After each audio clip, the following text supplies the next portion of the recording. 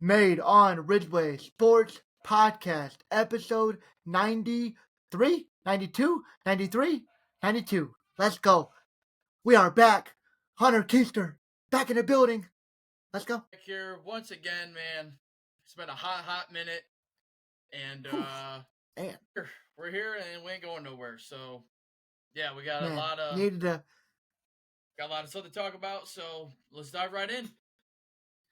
Yeah, time to get back in the saddle. Had to hop over onto this podcast. We'd been over on the Shekel Up podcast with Tony, but took a little break from that and decided to bring this back, knock the dust, blow the dust off a little bit, and bring this Made Our Ridgeway Sports Podcast back. We've been getting the daily bets back in order and decided we should hop on here and do a little podcast, give a little life updates, and it has been a hot minute, like Kurt mentioned. But also, we have a lot to talk about as we are about mid-season football, and that means the winter sports have kicked off and are underway, and that gives us a lot to talk about, as well as a weekend full of fights that start tonight. And yeah, just a good weekend of sports, so good time to bring it back.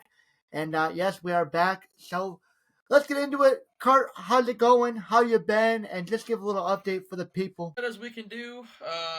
Unfortunately, suffered a work injury and been off work for a hot minute, dealing with 6 million headaches. It feels like, but yeah, my knee's pretty messed up, and I'll just leave it at that. But it's been going all right. Football has been up and down, but we got a wild sports mania. I'm gonna call it sports mania weekend.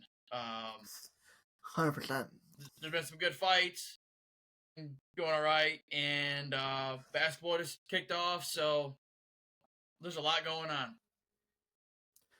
100%. Well, yep, everybody prayer up for Kurt. He's got some leg injuries going on that he's got to deal with, but he will kill that shit, obviously, and just thinking of him for sure. So keep him in your thoughts for sure. But yeah, other than that, sports world this way, not the greatest for me, obviously.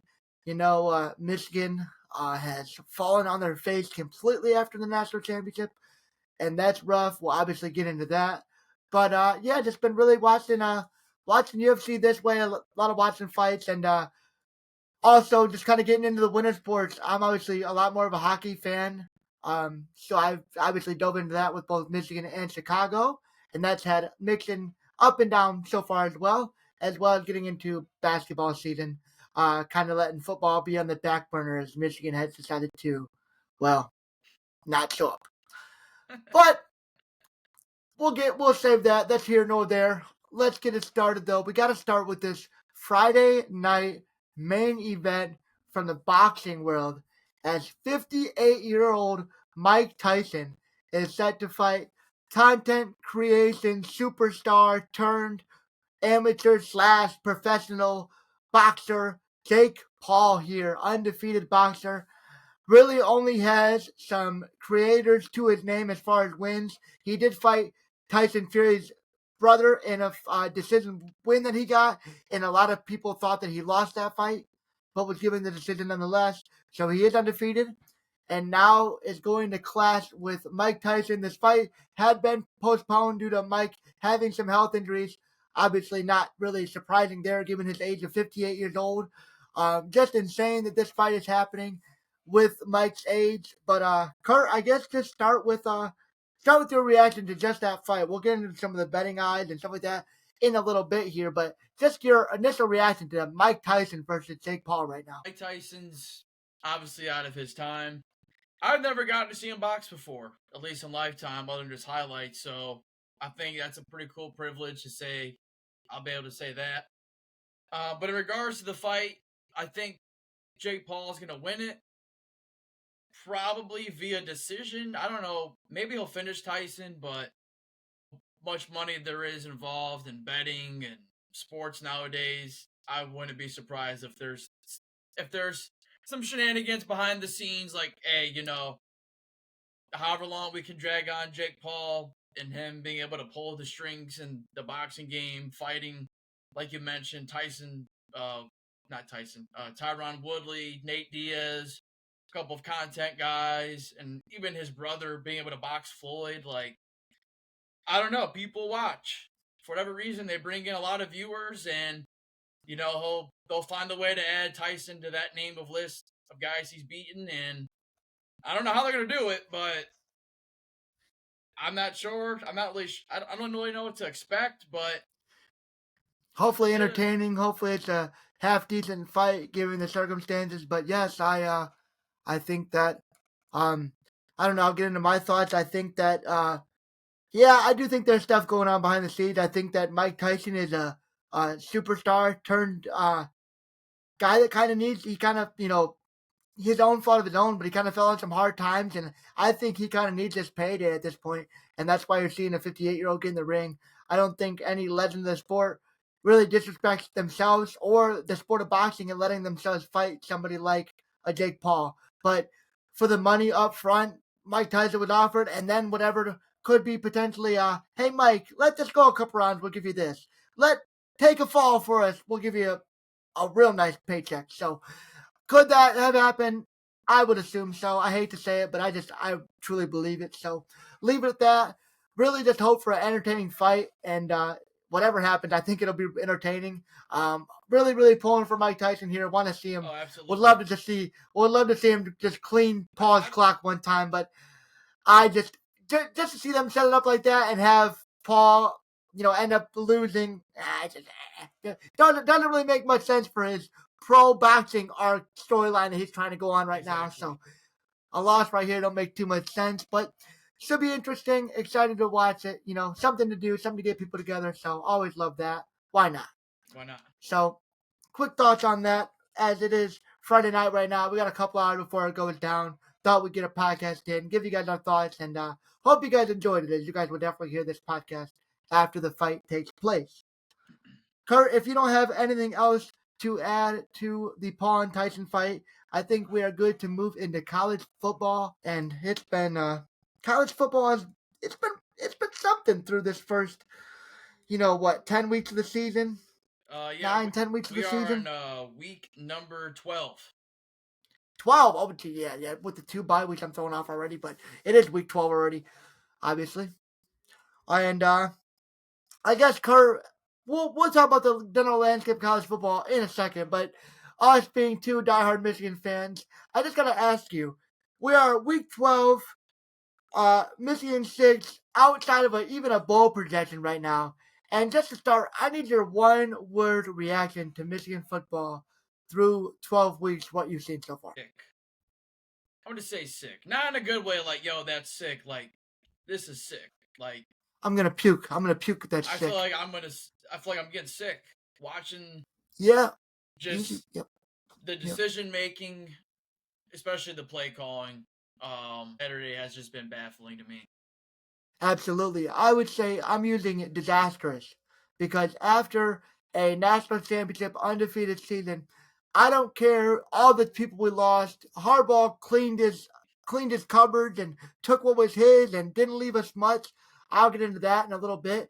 But he's gone. I mean, it sucks how it played out. The timeline for the NFL really doesn't help the timeline of college football, and we felt that firsthand and really put Michigan in a really, really bad spot.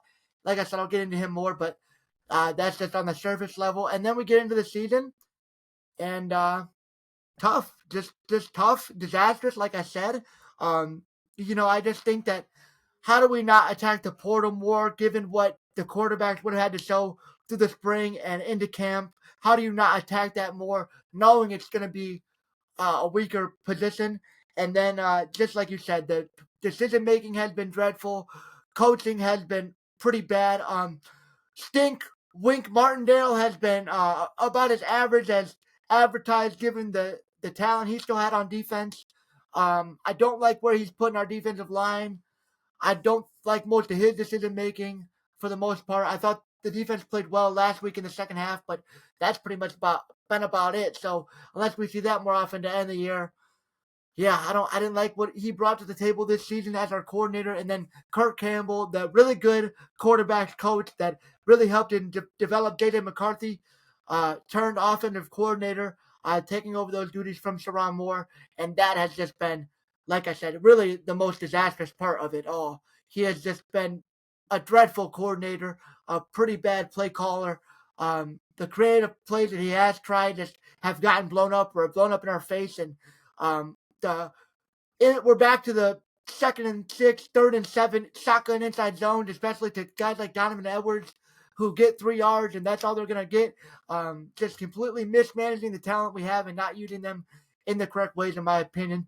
And that's why you see the season has gone as bad as it's gone. And like I said, Michigan is still 12 weeks into the season fighting for a bowl game at this point. And they have their biggest game coming up in 2 weeks, Thanksgiving weekend, down in Columbus, taking on the Suckeyes. I think the defense definitely deserves its fair share of criticism thrown their way, but obviously that's where most of our talent is. It'd be different if Will Johnson was playing. Can't forget about that fact, because the dude literally had more touchdowns than our quarterbacks at one point earlier in the season. Right.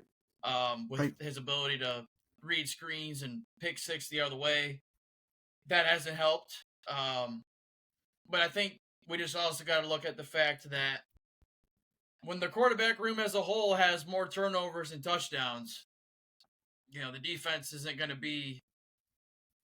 They're in a tough situation, and 100%. Kind of like what I mentioned with Wink Martindale's system leading up to the year.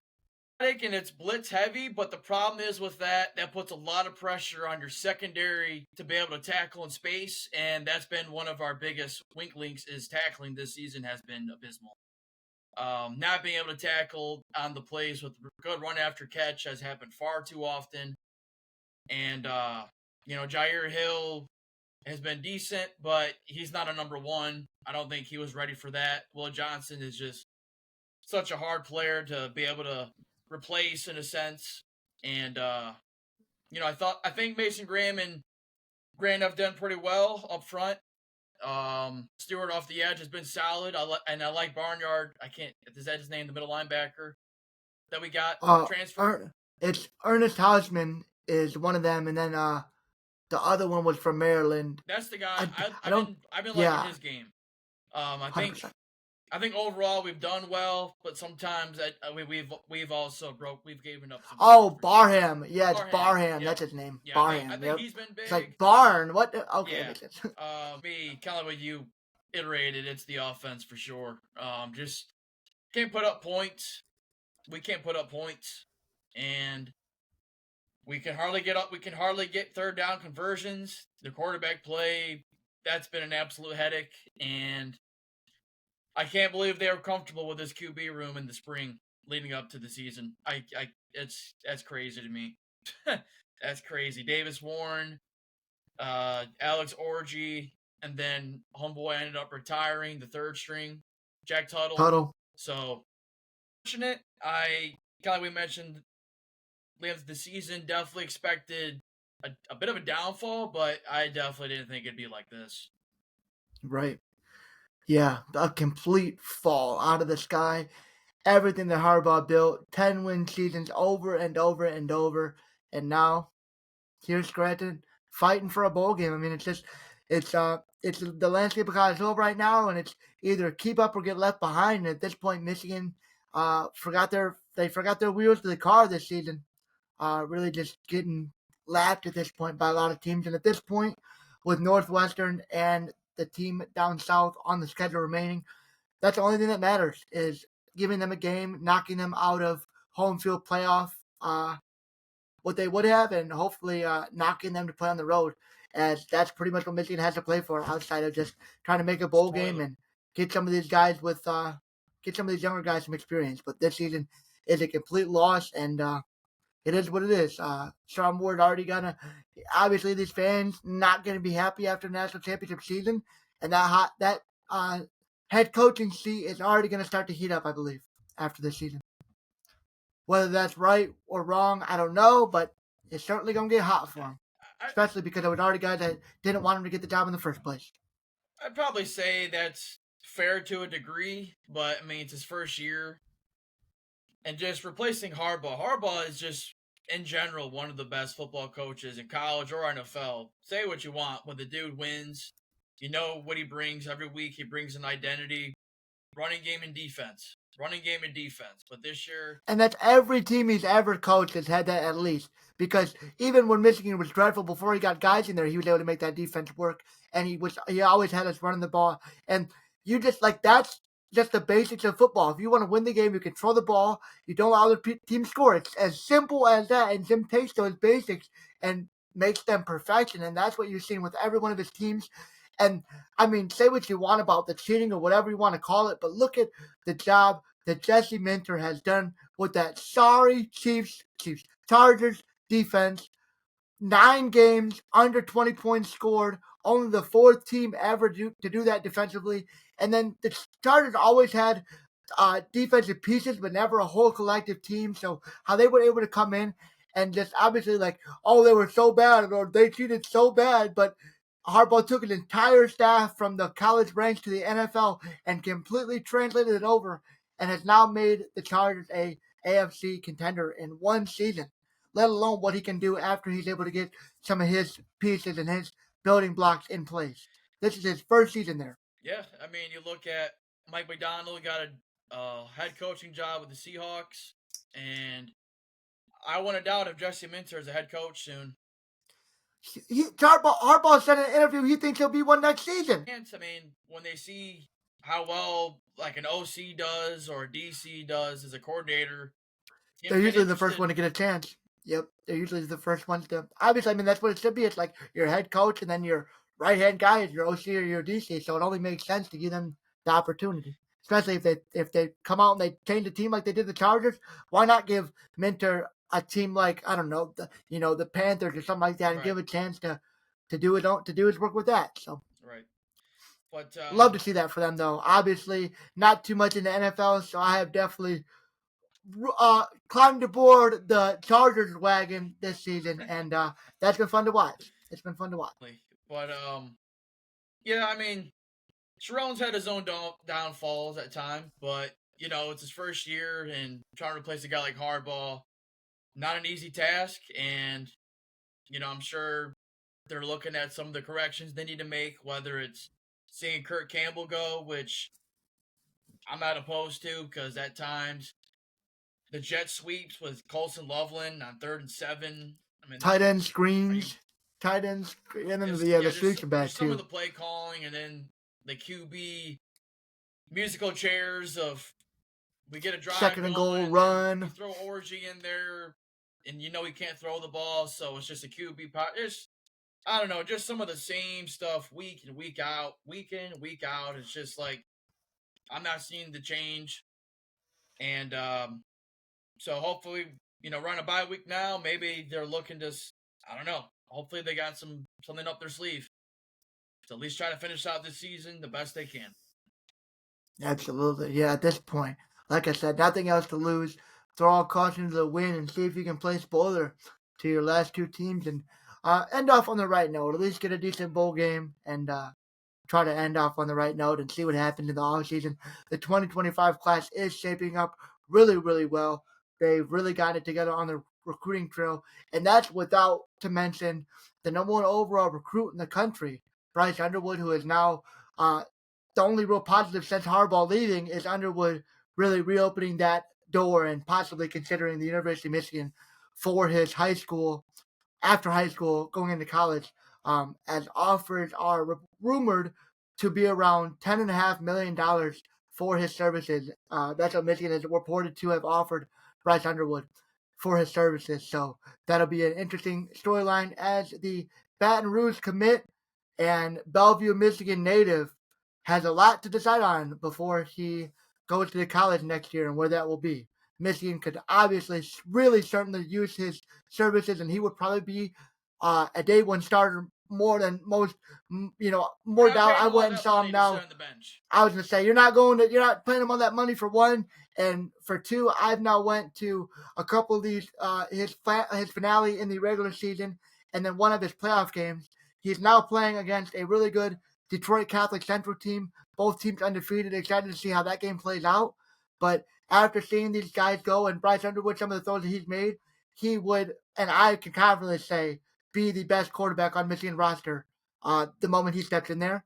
So he absolutely, needs to be looked at. And Kurt, I guess I'll throw this out there for you just in case in case you're into recruiting. Carter Smith, high 4-star Michigan, a Michigan commit for about a year, was really high on the Wolverines.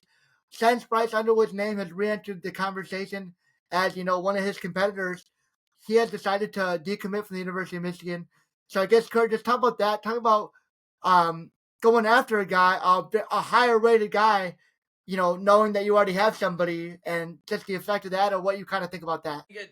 It's kind of setting apart your standard of you want to be good or great. You probably know what you're looking at with the 4-star recruit. Could probably get us maybe a 10-win season, but if Bryce Underwood really is that guy and he's on par with what he's supposed to be, the number one quarterback in all of America in high school, then we're setting the bar up to where we want to be, which is great. Back competing with the Big Ten for conference championships, back for the playoffs, and back where we should be, which is number one in this conference, especially with all the new incoming, teams. That's also going to complicate things. That's going to make things more harder now that we have, from what was the Big Ten and now it looks like the Big 16. I mean, if we want to be great, we're going to have to get these recruits in here. And I'm all in. I know Michigan wasn't all in with NIL and wanting to spend money, but you got to play the game. See how quickly that changes when you have nothing and your season goes to shit really quick. Yep. And then Michigan's like, all right, let's we're gonna have to change our strategy, or we're gonna get left in the wayside real quick. Right. As much as people can say, including myself, that NIL is not good for college football and how bad it's making it, it's what it is. It's the time that we're in, and at this point, Michigan either has a choice to play the game or get left and be a middle of the pack team for the rest of their existence. And it's as simple as that. There is no getting around it. Dabo Swinney is still in the times of he didn't add a single transfer portal player after what I'll end up will be a good season for Clemson, but not a great one. I bet you that'll have to change if he wants to stay as Clemson's head coach, because Clemson will certainly go and find somebody that will adapt to the times and use that transfer portal. Then that's just another example. So absolutely, I think that going into it, I would agree, especially seeing Bryce up close and personal now and just seeing what he's able to do when they let him air that ball out. He's a special player. He's the number one recruit in the country for a reason. And I think, like Kurt said, Carter Smith is a good quarterback and could get you 10, maybe 11, 12 win, make the playoffs, but never that pushing for that national championship like we did last season and like we had been with Harbaugh the few previous seasons. It's hard to think that he'll get to that. Maybe he gets there by the end of his career, but Bryce is somebody that, like we said, if he panned out and as good as advertised, he could have Michigan back with that as long as they keep their chips in order and keep the recruiting on hot and transfer portal additions are where they're needed. Then they could be back there as early as next season with somebody like Bryce Underwood. And honestly, not to interrupt, but just thinking about it with who we're losing this year on the defensive side of the ball, I'm sure because we always have solid guys ready to step up, but I think we're going to need a more potent offense next year. Absolutely. I mean, that's something that's really only been mentioned now that the season's coming to a close. But the cupboards don't get much full. They don't get much. They don't get too much more full than what they're going to be now. Because going into next year, you lose almost that entire defensive line, one of the linebackers at least. You might get Rob Moore to come back because he's injured, but then it's Will Johnson's gone for sure. And then with the depth, and I didn't really talk about this yet, Zeke Berry, who's played safety his entire career, had to come in and play our second corner. And he actually wasn't graded too bad. He started out kind of rough. I was kind of bashing him, but he actually got it together as well in that second half of that Indiana game and played pretty well given the circumstances. So, like you said, the coverage don't get much better for us, and we're going to have to we got to get right back to it. We're going to lose Mason Graham, Kenneth Grant, Josiah Stewart, and Will Johnson. Guys there. So, exactly. That's why we need to upgrade a quarterback, because as we've seen this year, can't win with play like this. So play like we've gotten is average to below average play, and we've put up average to below average numbers. And like we saw it, we had elite players at positions last year, especially quarterback with JJ McCarthy, and you play at an elite level and you do elite things and you go compete for championships. But when you have average players to below average players in some really important positions, it shows that your defense isn't going to be able to save everything. And then you have some injuries, unfortunately, and here we sit. Yep. Here we sit. So, yeah, I think that's pretty much good for our little rant on Michigan as we are almost to the end of the year. But I guess we'll get into just the college football landscape week 12, as there is a couple games we wanted to mention. This has easily been the weaker of the 12 slates that have really come with all this combining and conference realigning. There's made for some really, really good college football. This week, though, Michigan on a bye week and not too many good games to go around the country. So quickly, Kurt, I'd say we start. Colorado's coming around. They play Utah as a 13-point favorite. And I think to start with them, I think they got a good chance to go win the rest of their games, which would put them at 2 losses. And if they could win the Big 12, probably one of those last college football playoff spots. So that could be interesting. As you know, that's not a horrendous 12 seed. They're not bad, but you get Colorado on that offense on a good night, they can go compete with some of those teams. So that could be something for a 12 seed. Something to keep your eye on, as they're ranked 17 right now, and like you mentioned, if they were able to win out the next couple of weeks, win their conference, I could definitely see them sliding in maybe around 10 or 11.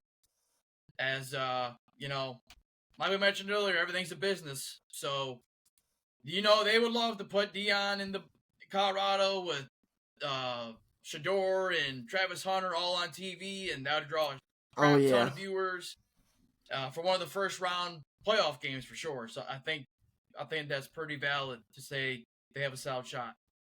Absolutely, for sure. All right, continuing. Let's see. I like all right, ACC game. I brought up Dabo Sweeney and him not using the transfer portal. They are ranked 20 right now. They have 2 losses, and they're going against an ACC familiar opponent, 7-2 Pittsburgh. Yep.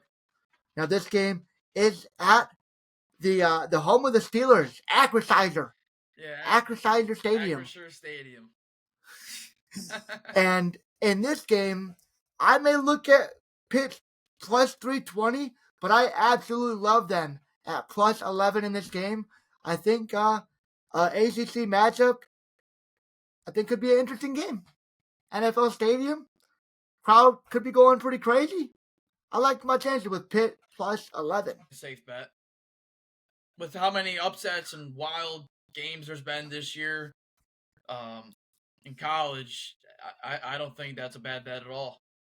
For sure. Moving on down, a lot of teams playing unranked teams, but a decent unranked matchup is the Michigan State Spartans taking on the Illinois Fighting Illini. This game is from Champaign Memorial Stadium. So that does mean that Illinois is a 2.5-point favorite. Line's down a little bit from that 3-point standard line. Michigan State 4-5, not a bad team. Their quarterback Aiden Childs is probable to go in this game. Kurt, any thoughts on this 6-3 Illini versus 4-5 Spartan matchup? Surprised at that line, to be honest. It's really a bad team. I think they're decent. Michigan State, on the other hand, I don't really think they're even decent. I'll roll with the Fighting Illinois to win that game, as they were ranked earlier in the year, but I see they're not even ranked now. So yeah, they have had some disappointing losses. Their last one coming to Minnesota just last week at home, a 25-17 loss to Minnesota. So, yikes! Absolutely, after getting waxed by Oregon, and their only really good win is a real bad Michigan team. They beat Nebraska by a touchdown, they went to overtime, 50-49 with Purdue. Oh, I didn't even see that. Yeah, they did go to overtime. Yep, that's insane. I didn't know about that. Close the door. I'm trying to do something. Close the door. Oh. Close the door. Kimmy. Gotta love her. All right. Jumping back into it. Another matchup I thought could be interesting, but now probably not. Boston College, I was a lot higher on them, honestly, with hiring Bill O'Brien from the NFL. They're just 5-4, and their quarterback, Thomas Castellanos, entered the transfer portal mid-season. So that's pretty rough for old Bill O'Brien. Now he's got to take on a one-loss, 14-ranked SMU team, and they're 18-point favorites at home for SMU. BC is just 1-3 on the road, but 4-1 from home. And honestly, I'm probably laying this. It's a minus 1,000 on the money line for SMU, so definitely not taking that. Not much value with that, No but value. I'd probably lay the close to 3 touchdown number as who knows, maybe Boston quarterback gets the whole backup quarterback narrative, but against a one-loss ranked SMU team again, whew, that just sounds like rough. Yep. Sounds like a trap, for sure. All right, so another decent game, I'd say. We got LSU, Brian Kelly coming off getting waxed at home. Fans throwing beer bottles and just throwing temper tantrums on the field with their number one QB commit, Bryce Underwood, in attendance. Come on, Bryce. You don't want to see that when you're playing. You want to get hit with stuff? You want to get hit with stuff while you're playing? Everybody's going to have a bad game eventually. You want to get pelted with something, dude? You want to get pelted? Come on, dude. We ain't doing that. We ain't doing that to you up here in Ann Arbor. That's all I'll say. LSU, 6-3, just barely staying in the rankings here. 6-3, 22 ranked. Just Brian Kelly. I can't say more bad things about this coach. I just he might be a decent person, but man, he just seems like a scumbag. And just those pictures with LSU with the whole eye thing and the spinning, and then the fake accent at the press conference was crazy when you first got when you first got introduced. It was just like a whole bunch of just weird stuff, and then you come out and cringe, absolutely cringe, and then you just come out and you take this LSU team that's always been respectable, and man, 6-3, waxed at home against Alabama. I got nothing. How do you have a Jaden Daniels and you don't do anything with that? Absolutely, and then you go to an average at best Texas. I mean, Texas A&M. I'll call them good. They waxed LSU by 2 touchdowns at home, and then you open the year losing to that garbage USC team. Like, I know it's week 1, but man, seeing what we've seen now from both those teams, man, that was a real bad loss. And it just ugh. I mean, it gets a little bit easier after that. Speaking of coaches that underperform, can we please talk about Penn State and how the hell are they ranked 4? Oh yeah, we can definitely do that next.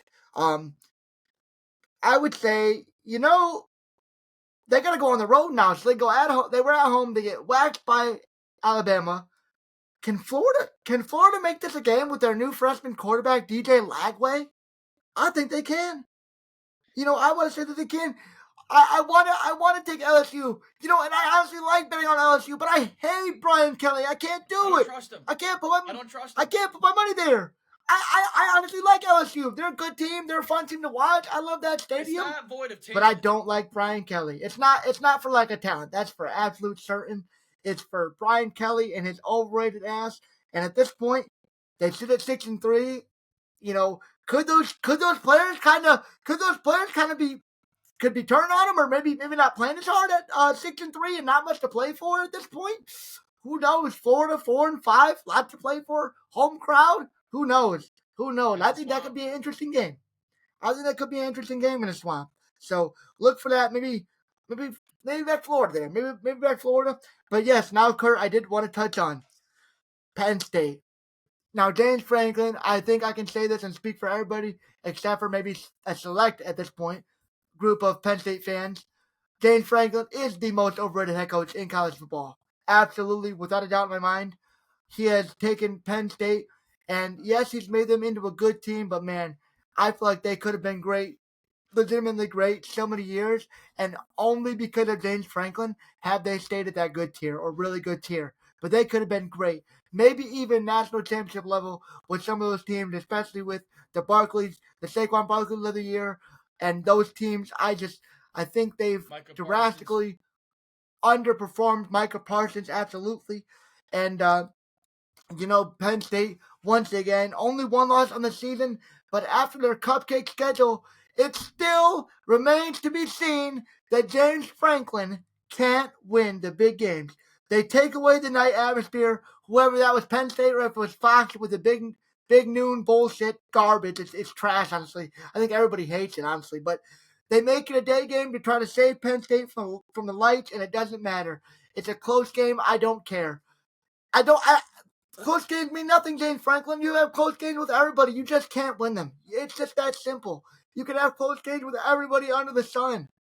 You can't win them. You proved it again. You proved it again. You proved me right, at least after coming out and slaughtering Washington at home under the lights 35-6. But Kurt, talk on good old James. Yeah, I think it's just fair to say they'll always be that B tier team where they'll they'll win the games they're supposed to, but they'll never beat any of the big dogs. And I think it's honestly just fair to say they've peaked under James Franklin. And if you want good seasons, standard, 10 wins, couple losses, but they're always to the better teams in your conference. He's your guy, but in these big games, especially against Ohio State, he doesn't win them. And they're close, but it doesn't matter if it's close. Did you get the win or not? That's what matters. And, they're ranked 4 right now, and I guess because of the wins and their record, they'll get in. But when you look at their schedule, it's like, but I see them as an early playoff exit team. Their schedule is Purdue, Minnesota, and Maryland. They're gonna win those games. You're looking at what is that? 8-1, 11-1. They'll be in the playoffs, but for how long? And imagine this scenario: they stay at top 4. I can really see this. They stay top 4. They win their first home playoff game. They go to the second round against the average team. They lose. They can't though. They can't be. They can't be a top 4 seed. 4 seeds are reserved for conference winners, which is how the only way they made those the conference championships still relevant, because that's what I learned, is that you have to win your conference to be a top 4 seed. Including the conference championship? You have to win that That's for what sure? I mean. So, obviously I don't want them to win, but it looks like it's going to be Ohio State, Oregon, rematch for the Big Ten. Whoever wins that will probably be hosting a top 4 seed, while the other team will probably go to 5. Yep, and they'll get a outside playoff game. That's fair. So Penn State will probably be like 6 or 7. The top 4 will be SEC winner, Big Ten winner, and Big 12 or Pac-12 or whatever. Whatever the other 2 conferences are. But Penn State is not a top 5 school. I don't care. I wouldn't pick them against a Georgia on a neutral site or against. I don't know. I don't know who I'd pick them over. Probably over Tennessee. I don't know. I don't see it. Absolutely. I agree. I definitely don't got much faith in them, and I got my faith in the Oregon Ducks this season. I like Dan Lanning a lot. I'm not surprised, but he's already generating NFL interest, and I'll just speak from experience. Buckle up, Oregon fans. I don't think you'll ever get this unlucky with how the season goes, just because that's just how we're gonna go. Michigan wins the national championship, of course. Oh well. Moving on. Be nervous, man, because if I'm anybody, Dan Lanning might be one of my top choices if I'm an NFL, because he's young, he's a very good football coach. He's coached with some of the best coaches in the college ranks, and then if he goes far, and people have even said, what if Oregon wins the national championship, he's probably gone, especially if he just turned down Bama. It don't get much more lucrative than that in college football right now. And if he's turning them down, then that would mean go win a national championship and probably go try try your luck in the pros. That's what would make sense to me. So most likely. yeah, good luck with that, Oregon fans. Good luck with that. That's not a fun process to go through, especially with how timelines work out and how you got to wait for him to make a decision. Hopefully, he does get a little bit better. Going back, just one final thing. A theory that some people thought is that was Harbaugh's one final middle finger to Ward, was just dragging everything out, and obviously it was NFL timeline, but just kind of how everything played out. People kind of say it was one final middle finger to from Jim to Ward, who we all know they didn't absolutely have the best relationship while Jim was in Ann Arbor. No. So would make sense to see him kind of sorry Michigan, but who knows? But interesting. I saw that and I was like, you know what? That makes a little too much sense to me. Actions speak louder than words. Absolutely. Let's see. Nebraska and USC might be decent. I mean, Nebraska, Matt Rule, man. I know it's year one for you, but I had a lot higher hopes for this Nebraska team. And at 5-4, they're not doing the best. USC, I kind of saw this coming. I don't really know what to expect from them, but 4-5 isn't the best at all either. Just a rough transition for them, They kind of got that Pac-12 treatment that I thought everybody was going to get. I definitely wasn't expecting Oregon to be this good so fast, but yeah, that definitely happened. But yeah, USC's kind of more of what I thought the Pac-12 would look like as they enter the Big Ten. Struggling and just trying to get through the season at this point. 7.5-point line. Miller Moss is in the portal, who was their starter quarterback, so they'll definitely be going to a backup. So that could be interesting. But Nebraska on the road this season is just 1-2, and USC's 4-1 from home. Something tells me Matt Rule can pull this off and at least cover. Like you mentioned, with their quarterback transferring out, backup, probably not going to score as much. I could see Nebraska covering this. And then in a game that I like versus a team I don't like, it's number 21 ranked South Carolina and 23 ranked Missouri. Their starting quarterback is doubtful with a hand injury for Missouri, and the starting receiver is also out. So, yikes. Looks like he had a big impact last week, the receiver did, but nothing really else throughout the season. South Carolina is a 13.5-point favorite. They are from home, where they're just 3-2. Missouri is 6-0 from home, but 1-2 on the road. 13.5-point favorites. Backup quarterback. Looks like that narrative will be in play. Backup QB. What do you think, Kurt? Minus 13.5? What's their favorite, 13.5? Yeah, yep, from home. I think they'll cover that. Do they get the backup? No, I like them. 1-2. I'd probably go South Carolina 2. 13.5 is probably about what I would take. Probably no more than that, as the line will get a little bit too steep, to my opinion, if it goes up anymore. But at just south of 2 scores, I'd probably go with the South Carolina Gamecocks for the win. And to close it out, we got looking at Georgia versus Tennessee. 12 Georgia now, 7-2, taking on 8-1 Tennessee. Georgia, 9.5-point favorites. This is a big game for Georgia. Already sitting at 2 losses this year. Just hanging on to a playoff spot. Just hanging in there. A really bad loss to Ole Miss has been good, but you shouldn't lose 28-10 to Ole Miss. Never. No, come on, Kirby Smart. I don't think Carson Beck's it, man. No, and that's what I've kind of been saying, is he was like the ultimate. He was the ultimate Cade McNamara. Like Cade McNamara's peak would have been Carson Beck. But that's nonetheless to say is that they're both game-ending quarterbacks that really aren't going to go out there and win you a game, and that's what I feel like Georgia's kind of always been known for. But they've been able to make it work, and Carson Beck is just he made it work once, but just not it, and kind of getting exposed out there. But them as a late seed, like a last seed playoff team, could be real interesting going into like a Big Ten school or something like that, and playing them first round. That could be real dicey for you. That's certainly somebody I wouldn't want to see. I don't care how Georgia looks. with all that playoff experience, playoff knowledge, Kirby Smart's always going to be a great head football coach. Not somebody I want to see. That's for Not damn in the sure. first round. Right. Game, man, I don't know. Tennessee. Both running backs. Well, actually, so Tennessee right Georgia now- may be down to Tennessee right now Georgia is may be down to their 8-1. third running back. Third running back for Georgia, as both their running backs look like they're going to be out. Trevor Etienne already out, and then the Cass Jones backup is questionable, and then Deshaun Bishop. I don't know if he was a starter. Looks like he was the starter for Tennessee is out with an undisclosed injury. So obviously injury bug hitting late in the season. But go ahead, Kurt. I was going to say, What do you Tennessee, think on this game? man, 8-1 on the year, and they're first place in the SEC.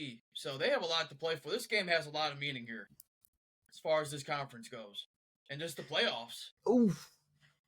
Yeah, and Tennessee known for being really good at home, 6-0 record, but they do got to travel to Athens and play at Georgia, where Georgia is 5-0. So can Tennessee be the first one to knock them off in dog country, or will Georgia be able to get a big top 10 win, really propel themselves back in the top 10? As I could see them kind of probably flipping spots if this were to go Georgia's way. But what did you think, Kurt? You think Tennessee or? I don't know, because I think I'm going to go with Tennessee. I think they get it done. Plus 9 or money line? 9.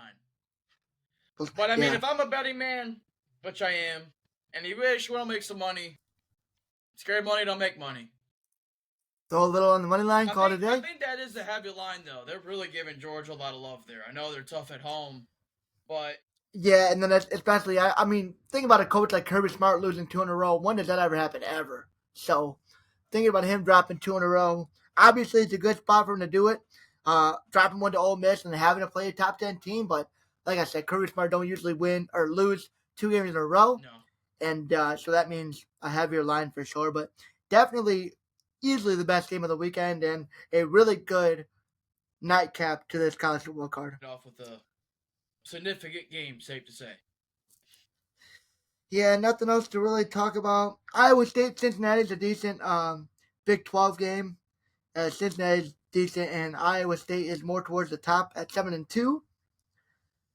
And yeah, I really that's really all I got. I think we touched on the major games, and in a little bit of a lighter college football card, I think that'll be good. I think we can move into some UFC talk for UFC 309. Yeah, UFC 309. Kurt, I've been doing a lot of the starting. You take the reins on the fighting. We finally see John Jones fight again for the first time, I want to say, since Cyril Gane at heavyweight. Yep. For the championship belt, where he absolutely massacred him, and within 2 minutes, I mean, he didn't even... the fight went to the ground, and if I'm not mistaken, he finished him with a submission rather swiftly. While Stipe Miocic hasn't fought in 3.5 years, last in March 2021 against Francis Ngannou in a rematch. He lost in round 2. And, yeah, man, this is definitely a steep hill for Stipe, coming back 3.5 years, hasn't fought in. Steep hill for Stipe. Steep hill. Heavyweight fight. Not sure what to make of this one. I hope Stipe can pull off some magic. But man, John Jones is Jones. The dude is, what's there not to say about him? Ultra talented, one of the best fighters ever. And I don't think he's gonna lose this one. Honestly, I think this will be one of his last fights, as he's been fighting for 13-ish years, but a lot of those years were lost due to the off-octagon troubles, whether it be the PEDs, the hit and runs, the drinking, all that, the cheating. A lot of stuff went up because, like, that's what's crazy is John Jones would go down as one of the best, but I truly believe he would have solidified him. If he was like a model citizen, he would have solidified himself as the greatest of all time. And he probably would have been done a couple years ago with all that wrapped up. But like you said, just losing this time, I feel like he kind of feels like he owes the fans and he owes himself to the chance to keep fighting. And I think it's interesting. I think that Tom Aspinall and him would be a pretty decent fight. But listening to him and his thought process, I don't really blame him with Tom Aspinall really being able to make his name and make his legacy based on that one fight. Yes, he's beaten some good guys, but it's definitely not, obviously doesn't hold a candle to John Jones. And Alex Pereira is definitely, I feel like, the better match of the two bigger names. I thought it was interesting, Dana White coming out and saying that the winner would fight Tom Aspinall. So maybe that was kind of like a warning to Jones, is that if you want to fight, you got to fight him. Yeah. But I also don't see him saying no to one of his greatest fighters ever, and especially money makers ever, being like, hey, if you give me this guy, I'll fight again. But if you give me this guy, I'll never fight again. I ultimately think he would give him what he wants, but maybe John Jones is just trying to keep the fans guessing, and then he'll say, yeah, Tom Aspinall doesn't hold a candle to me, I'll put him out easy too. So who knows? But going with his fight against Stipe, I think that it'll be a quick one. I think that Stipe is a firefighter, he's a family man, and he isn't really worried about fighting.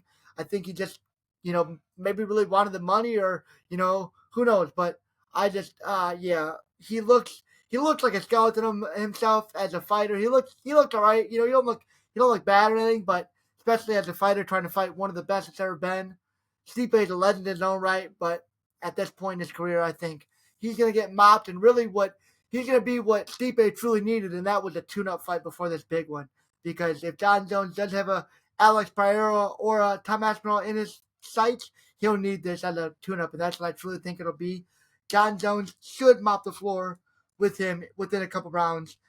But, Kurt, I do want to talk about some of these other fights. I'm going to start at the bottom and just give you a couple of those. I'll save the main event for the main card for you. But just looking at some of these prelim fights, I like Oban Elliott a lot. He's 11-2. He's an up and comer that I like. He's a minus 310 going against Hafez, who is 9-4-1.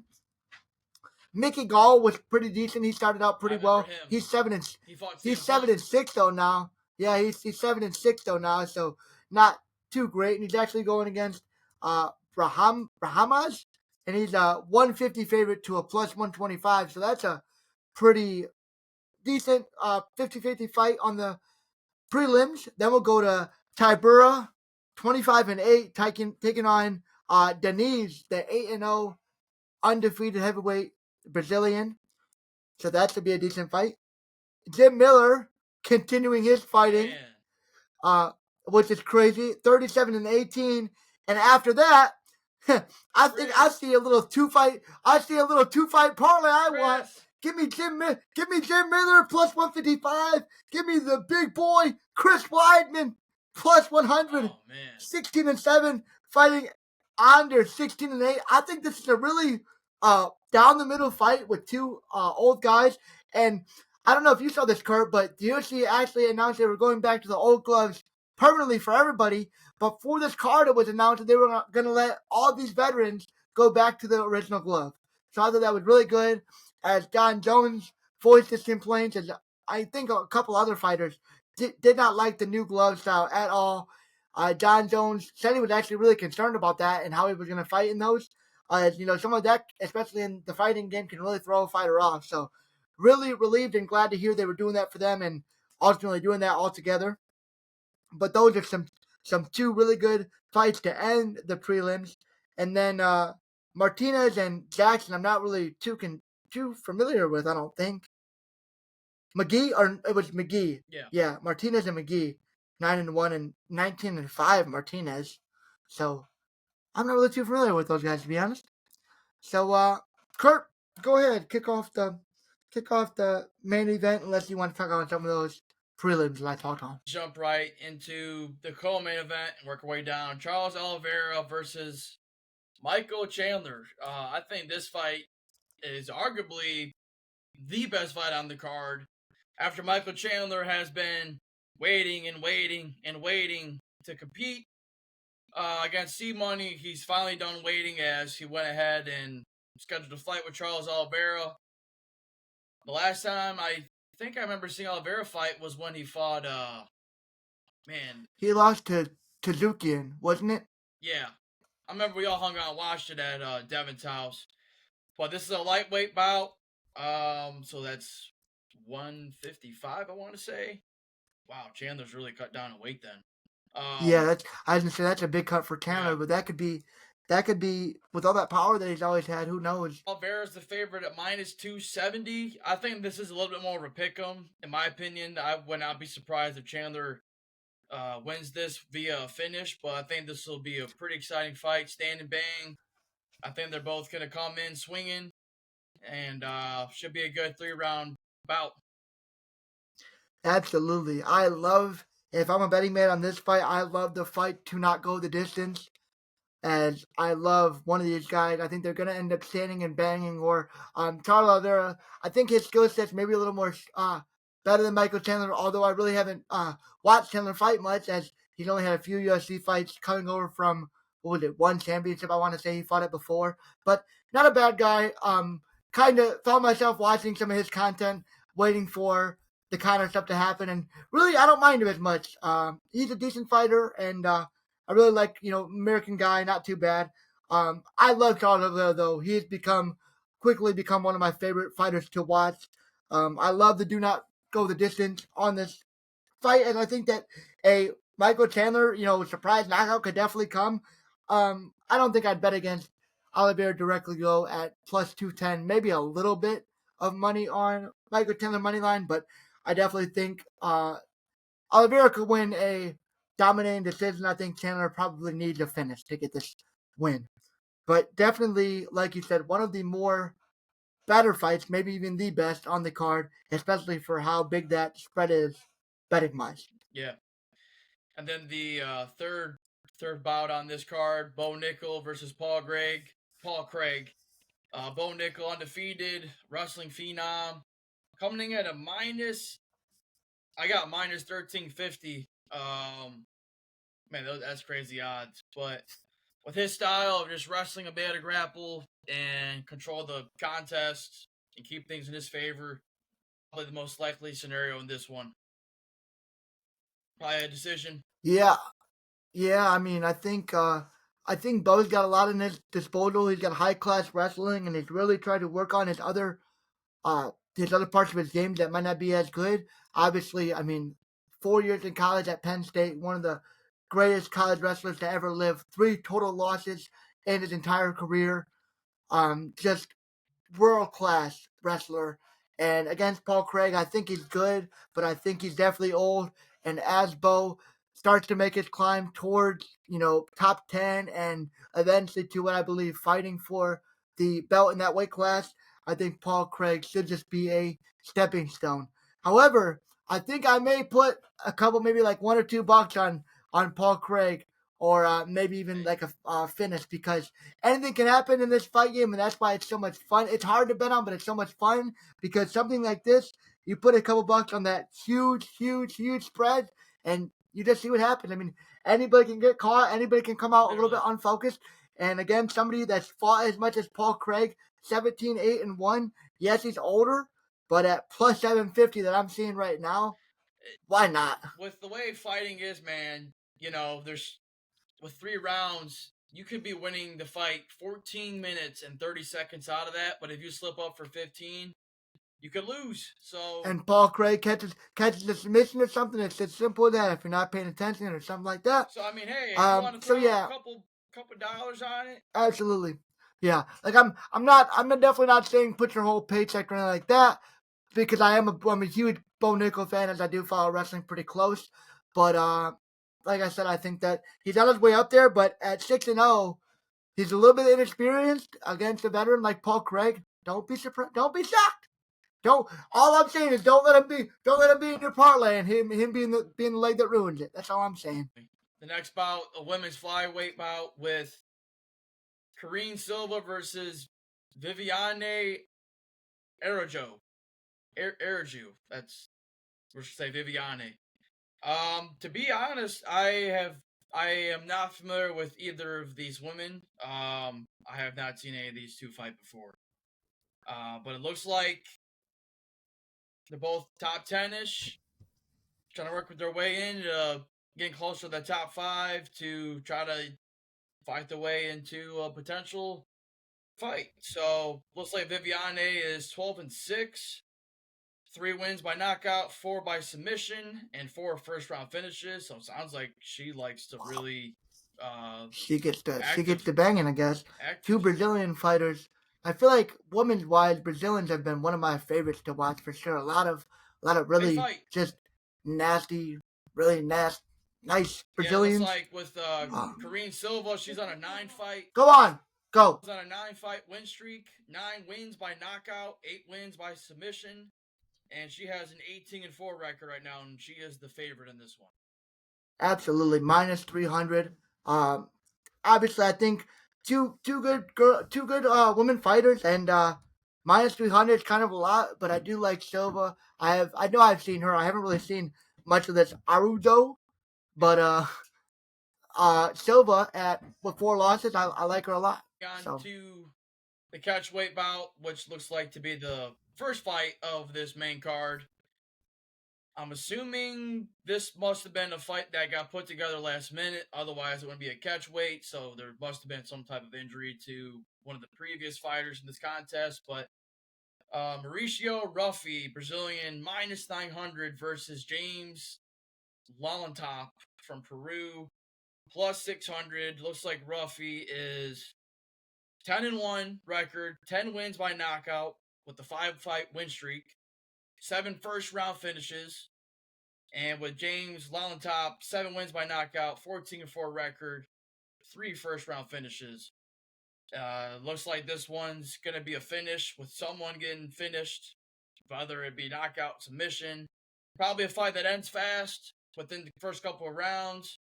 Catch weight, I'm not sure. Let's see what weight. So lightweight is Mauricio and James is lightweight. So probably can be 160-ish. I had to guess. Probably 160-ish. So shows on a good fight win streak. So maybe he's due for a loss. I don't know.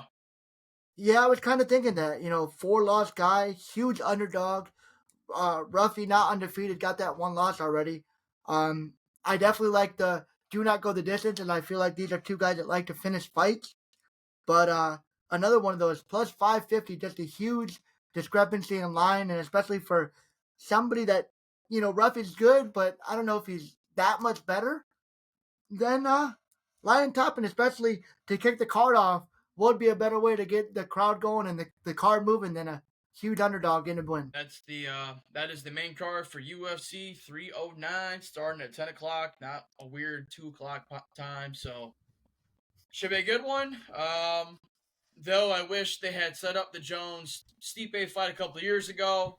Probably would have been more competitive, but who knows? Who knows? But I just know what I've seen over the past 12 years. John Jones wins. So that's all I got with that. Yeah, absolutely. Absolutely. Okay, well, looks like we are ready to get into the final part of this first podcast back, and it's going to be touching on a little bit of NFL Sunday, Kurt's expertise, the encyclopedia, the man of knowledge, the everything NFL. So I will let him take it away. I'll probably chime in more as I will talk about my Chargers. That's right. For the Sunday night game. All right. But all right. I'll just hit with the main hot storylines. As we opened up with Week 11, we saw the Eagles beat the Commanders last night for a big-time division win there. 2 7-win teams. Philly gets the 8 wins. Commanders just the game back.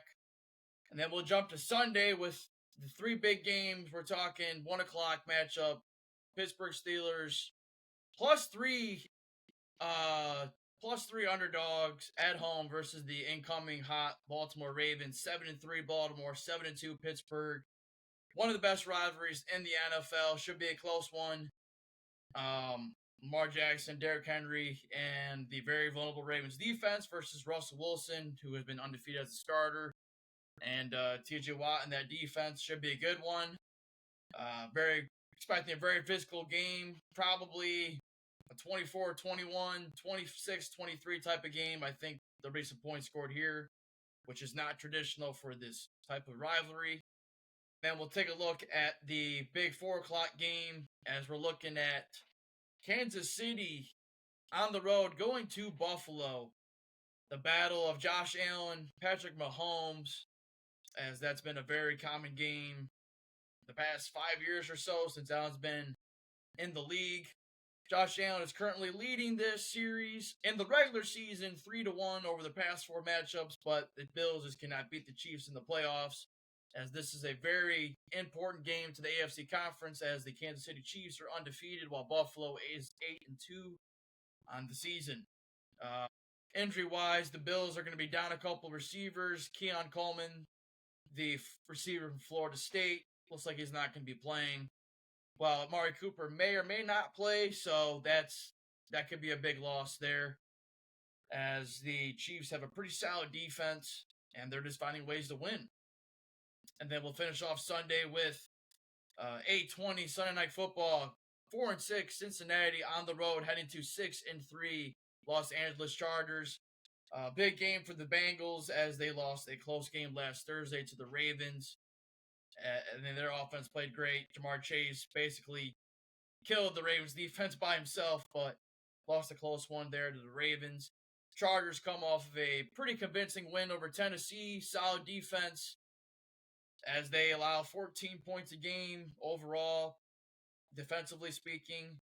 I didn't pick a winner for the Ravens-Steelers game or Chiefs-Bills games because, honestly, I don't really know who's going to win those 2 matchups, but I think I'm going to pick the Chargers in this one. I think their defense will be able to slow down the Bengals enough, and they're a more well-rounded team, offensively and defensively speaking.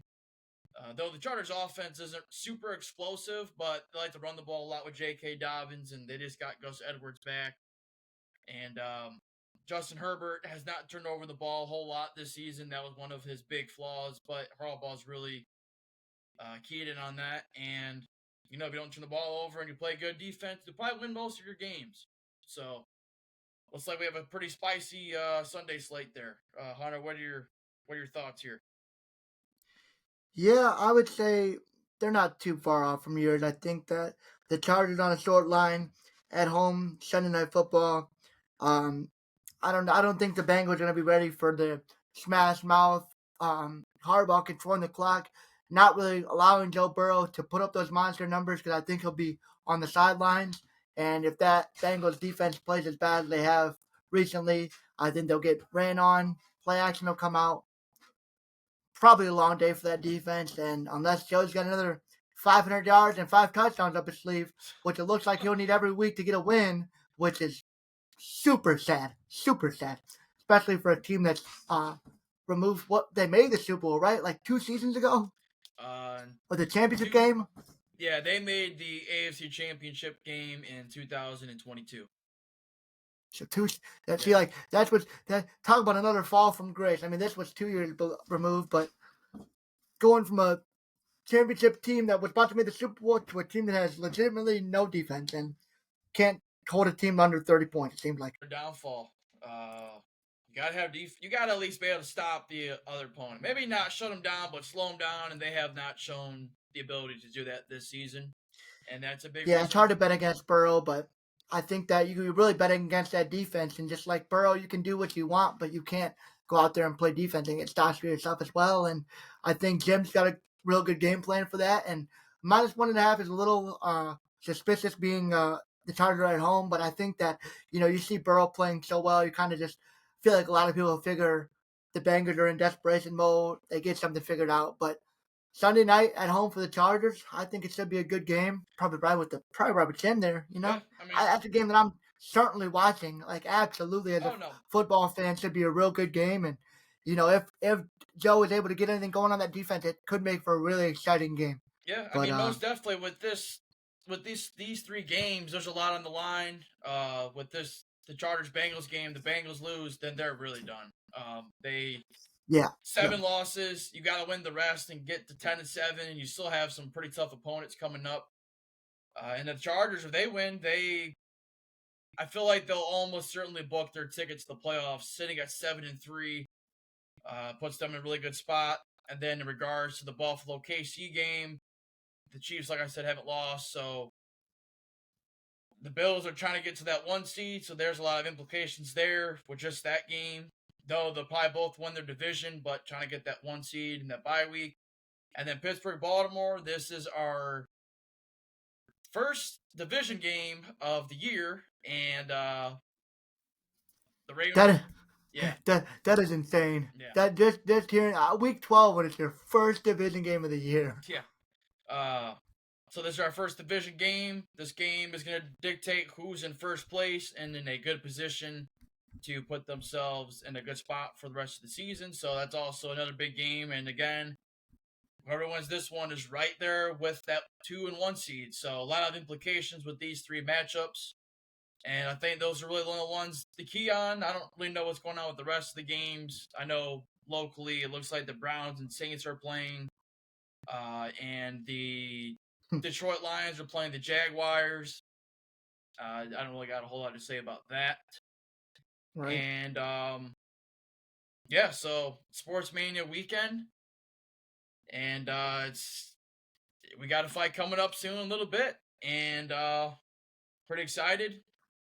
I'll be there in the Berg Sunday to see it. And I'm super stoked to see Derrick Henry and Lamar Jackson, honestly, first off, and then just seeing how we do against them. Gonna be exciting to watch, especially as they go against TJ Watt and just see them battle it out every play and see who comes out on top. I think it should be a really exciting game. I don't mind the Chargers and Bengals, but this could have been a really good Sunday night football game. I feel like with just the way both these teams are looking, but I'm not mad at it to kick off my Sunday and should kick off. Initially, it was supposed to be like. It was supposed to be a really bad game, but then they flexed the Bengals to it. It was supposed to be It was supposed to be who was it? I could tell you. I think originally it was supposed to be Colts Jets. That sounds about right. It was supposed to be the Colts and Jets because you think Richardson, Rodgers, yep, all that Jets love, and then they flexed it. Thank God they did. But honestly, the Jets are horrid. Yeah, that's a complete shit show. But those are really the only 3 games that catch my eye. The rest of them, honestly, Masamanos. Not even Masamanos. So. Pretty average slate in both football and sports this week, unfortunately. But I guess if you're gonna have an average slate, put them together and call it a week, whatever. Yep. It's what it is. Getting close to holiday season. Got some Thanksgiving games coming up. They're always fun, and obviously Christmas Day games, and coming down to the end of the season.